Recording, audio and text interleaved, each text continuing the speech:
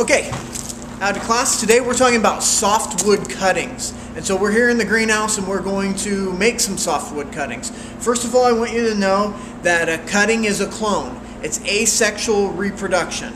And so we're going to choose a plant that we want to clone. And typically in the bedding plant industry for ornamental horticulture, having a clone of a plant leads to symmetry in your crop, assuming all the other conditions are the same. But genetically, they will have the potential to grow the same. So behind me, I have some test subjects that I would do softwood cuttings. Softwood cuttings in outdoor production are typically done in the warmer months. So in our area, anytime from spring up until fall. Usually early spring to midsummer is the best for softwood cuttings when they have the most amount of auxin that will help stimulate natural rooting, but we can use a synthetic auxin to dip to help encourage that rooting. Here in the greenhouse, it's continual spring, early summer for those plants, so we continually have softwood material. So I have a very easy plant to root. It's a Coleus. This Coleus was a cutting off of another Coleus that we have in the greenhouse that's quite large, that we've had for some time. And so what I'm going to do is I'm going to select a piece of this Coleus. There needs to be nodes. Nodes are the spots where I stripped the leaves down, where a leaf was connected. That's a spot where more roots will come from. What I'm doing is I'm allowing for a place for new roots to come, but I'm also minimizing the leaf surface area.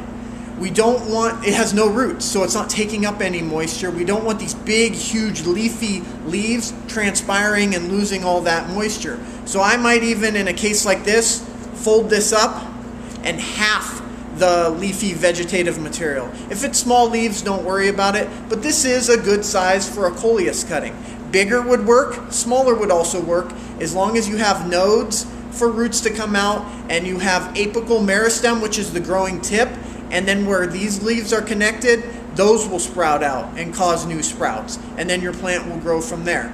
I'm going to take this, dip it in rooting hormone, dust it off. You don't want it to be globbed on there. And then I'm going to put it in a warm, moist condition.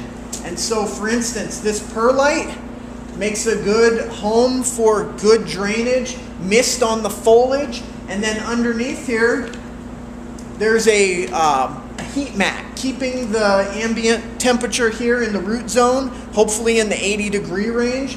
This cutting will root pretty quick. Here is one set of Coleus that I did about 2 weeks ago.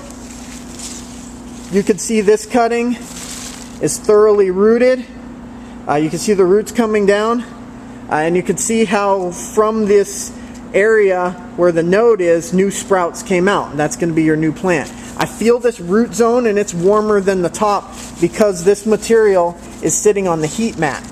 Once we make our cutting, the next thing we want to do is make sure that it's been misted. So we have the mist system going onto the foliage, ensuring that this doesn't dry out right away.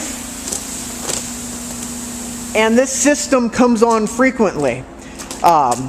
Every couple of hours it's misting to keep these plants producing. Here is a tomato. We have been keeping some of these to increase our production, but this is a giant tomato potential clone. And so what I'm going to do is I'm going to cut it here, minimize it, strip it down below the leaf, dip it in the rooting powder, and then I would make a hole so that I don't knock the rooting powder off, put it in there, close it up. That's how simple it can be to do a cutting.